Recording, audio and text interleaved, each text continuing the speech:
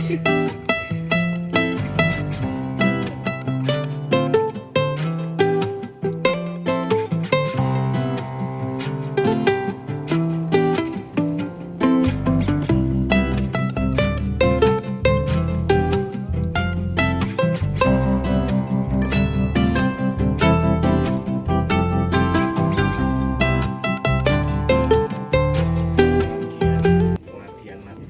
semuanya, perkenalkan saya Pratnya Paramita dari Teknik Lingkungan UPN Veteran Yogyakarta. Jadi saat ini saya berada di Mangrove Baros bersama Bapak Ari. Bapak Ari. Bapak asalnya dari mana ya Pak? Baros juga. Dari Baros. Jadi begini Pak, saya mau tanya nih, menurut Bapak nih bagaimana akses untuk ke lokasi ini, sebagai mana lokasi ini kan digunakan untuk tempat ekowisata gitu. Kalau akses ke lokasi sementara ini sekarang sudah mulai lumayan bisa bagus untuk roda 4, roda 2 sudah bisa sampai lokasi itu. Kalau menurut Bapak, mangrove di sini itu sudah terawat dan berfungsi sebagaimana mestinya atau Kalau masalah perawatan dan fungsi sebagaimana mestinya sih, kalau secara fungsi sih sudah sedikit banyak sudah sedikit membantu untuk menahan abrasi yang lihat ini sekarang ini kan baru terjadi abrasi. Terus untuk perawatan, memang dari segi perawatan kita masih kurang kurang untuk merawat mangrove tersebut. Cuma biasanya kalau ada mahasiswa atau pegiat-pegiat lingkungan yang lain bisa bekerjasama sama kami untuk merawat, bisa kita ajak bersama juga. Ya. di sebelah sana juga ada kayak fasilitas toilet umum dan musola ya Pak. Kalau menurut pendapat Bapak, fasilitas tersebut sudah sesuai untuk dijadikan tempat wisata atau masih mungkin ada yang kurang atau bagaimana Pak? Kalau secara sekarang kita lihat sekarang untuk wisata umum memang masih kurang untuk fasilitasnya, toilet dan lainnya masih kurang. Kalau cuma untuk penanaman istilahnya dari mahasiswa kegiatan-kegiatan Sabtu Minggu itu masih bisa memadai. Seputar itu aja sih Pak. Ini mohon maaf udah ganggu waktunya. Ya, Makasih banyak, Pak.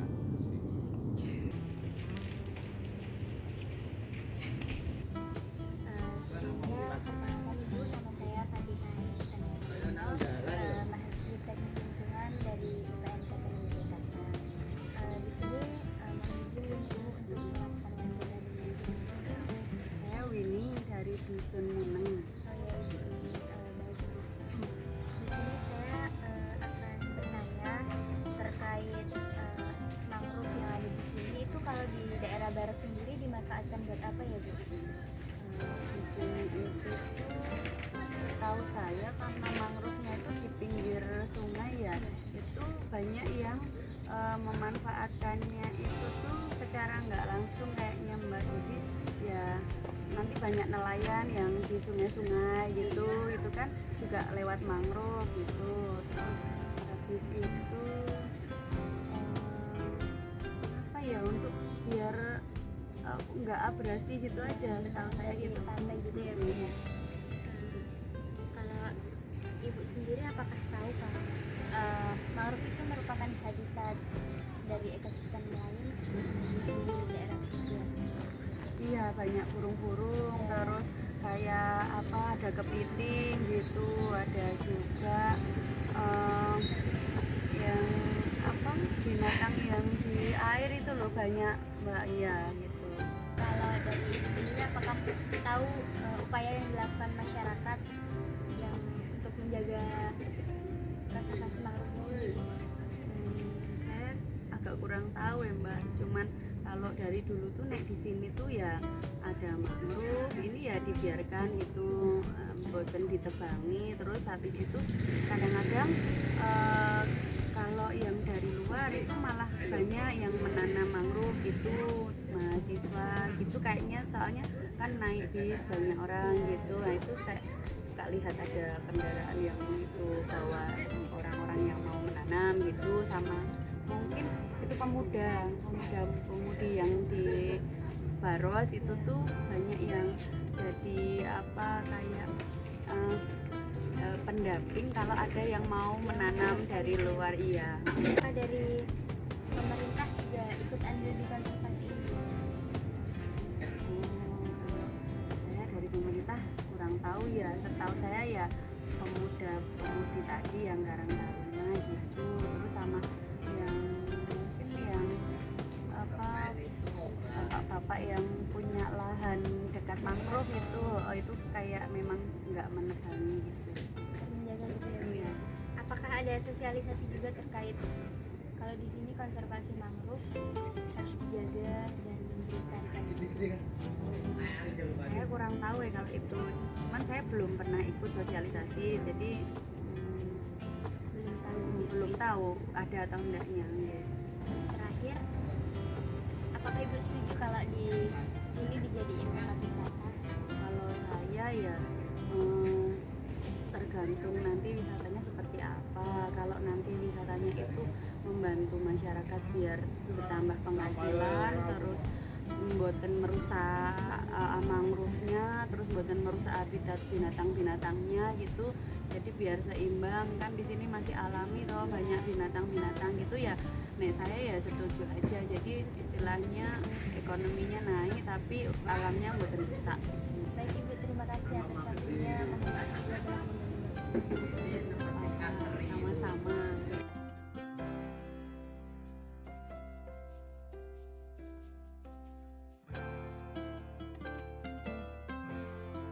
Perkenalkan, nama saya Setio. Saya warga sini. Terus terkait dengan mangrove yang berada di wilayah Tirtohargo, ini kan masuk Tirtohargo Dusun Baros. Kalau yang sebelah sungai sana sudah masuk Triganding. Mulai sejak ada penanaman itu 2003-2004 dari komunitas Relung dan risetnya teman-teman UGM. Habis itu kan berlanjut terus dari dinas hitansi, bupati sampai ke jajarannya dari CSR, terus dari akademisi sampai saat ini. Nah, terkait dengan perkembangan dan tata kelolanya memang belum optimal. Artinya belum optimal itu kan sarana dukung, fasilitas memang masih butuh dioptimalkan. Nah, terkait dengan hal yang mendasar bahwasanya peran masyarakat, peran sisi kelembagaannya di sini masih fokus dikelola oleh teman-teman pemuda. Jadi pemuda KP2B Baros itu mengelola, terus masyarakat sebagai petani yang ada di sini itu berkontribusi terkait dengan sisi keamanan, terus berpartisipasi dalam menanam, membuat sebuah sentuhan-sentuhan. Artinya kan status tanahnya kan semua sultan ground, tetapi dikelola oleh masyarakat untuk kegiatan lahan pakan ternak, ada yang jualan, ada yang lainnya, tetapi semuanya difungsikan terkait dengan konservasi. Nah, dari konservasi itu tujuan utamanya adalah mitigasi sebenarnya. Mitigasi itu untuk pencegahan abrasi satu, yang kedua kadar garam dalam angin.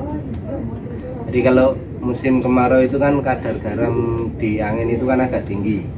Kalau tidak dihambat oleh pohon mangrove atau tanaman lainnya itu kan dia akan impactnya langsung ke tanaman hortikultura, tanaman pertanian, dan berdampak tidak optimalnya pertumbuhan tanaman dan bisa gagal panen karena dia kena air garam terus, pertumbuhannya kurang optimal. Nah, jenisnya di sini itu ada 4 sampai 5. Avicennia, Rhizopora, Nipah, Bruguiera, dan satu lagi saya lupa. Itu cara lokal, kearifan lokal itu dulu kan lahan ini banyak ditanemin pandan ini kan. Pandan baru waru itu yang kayak gini. Oh iya. Ya, waru itu tanaman-tanaman yang dulunya memang ditanam oleh masyarakat atau petani-petani di sini untuk pelindung juga fungsinya. Nah, dari situ berkembang terkait dengan adanya varietas atau jenis mangrove dengan speknya Avicennia sama Rhizopora, cobalah ditanam di pinggir-pinggir kanal. Ternyata itu yang paling tinggi itu umurnya ya sekitar 20-21 tahun itu ya ke sana. Terus luasan hektar di sini enggak sampai 5 hektar, di angka 3,5 hektar itu. Jadi memanjang. Terus karakteristik potensi resikonya sini itu kan muara, opak, oyo gitu. Pada saat musim hujan, dampak impact air dari atas ke sini itu kan semuanya Jogja wilayah timur kan mengalir ke sini semua. Nah, itu akan berdampak satu abrasi, yang kedua adalah penumpukan sampah. Nah, sini itu banjirnya 2 kali, musim kemarau sama musim hujan. Jadi kalau musim hujan memang intensitas hujan tinggi, kalau musim kemarau tersumbatnya muara. Karena banyak sampah ya Pak. Enggak, secara alami sepadan pantai Gunung Pasir itu kena gelombang tinggi, kena angin kenceng tiap hari, terus gelombang itu akan menaikkan pasir, sedimentasi gitu kan. Dan itu secara local wisdom nanti akan digotong royongkan, dibuka. Nah, kalau udah elevasi ketinggian air Sungai Opak itu tinggi dari permukaan laut, itu baru dibuka. Kalau enggak agak susah karena nanti akan kena gelombang. Nah, itu akan berdampak kepada tanaman mangrove. Kalau tanaman mangrove yang ketinggiannya 0,5 meter atau 1 meter itu terendam 1 minggu ya mati. Tuh, terus ini apa? Sampah ini ya. Sampah itu, suplai sampah itu bisa sekali banjir besar sekian ton. Hampir sama suplainya dari Piungan itu. Nah, itu kalau tanaman-tanaman mangrove tidak diproteksi ya dia akan ketutup, patah, mati sepertinya. Ya. Endapan-endapan sampah tahun lalu sampai sekarang kan menyimpan di tanaman mangrove itu. Terus kalau misalkan arus deras, ini kan karakteristiknya arus deras masuk laut. Nah, ketebalan tanah itu kan enggak sampai 1 meter. Jadi 1 meter atau 80 cm di atas itu adalah tanah liat atau sedimen tanah, endapan tanah itu loh, yang dari gunung lari ke sini ya itu kan. Bawahnya baru pasir. Nah, pasirnya itu kena arus deras, hanyut, tanahnya gantung, di atasnya pohon mangrove ya udah tumbang. Gitu. Jadi ada banyak yang sebelah muka sebenarnya itu banyak pohon yang sudah rapuh. Nanti tanamin lagi, mati tanamin lagi, terus akan berjalan seperti itu siklusnya.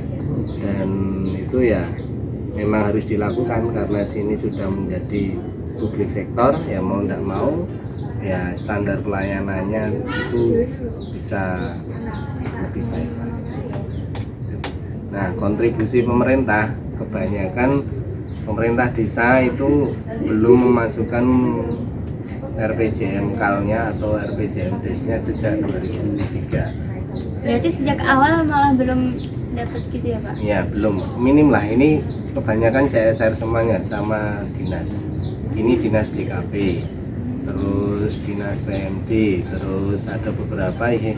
Artinya kalau di presentase ya baru 30% desa itu mengalokasikan anggarannya ke sini.